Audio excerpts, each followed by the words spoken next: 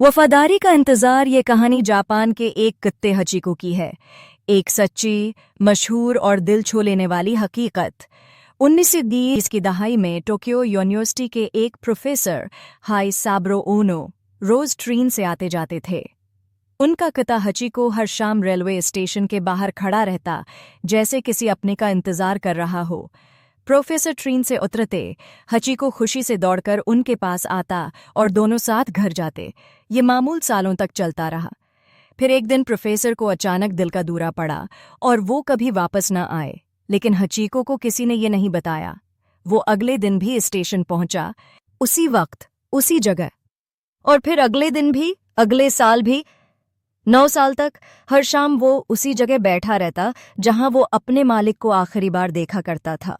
लोग उसके लिए खाना लाने लगे, स्टेशन के अमले ने उसके लिए जगह बना दी, और एक दिन वो उसी स्टेशन के बाहर खामोशी से मर गया, जैसे इंतजार खत्म हो गया हो।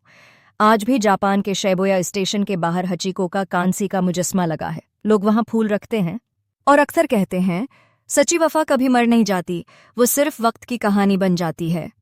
सबक: मोहब्बत सिर्फ लफ्ज नहीं, कभी कभी इंतजार भी मोहब्बत की इबादत बन जाता है।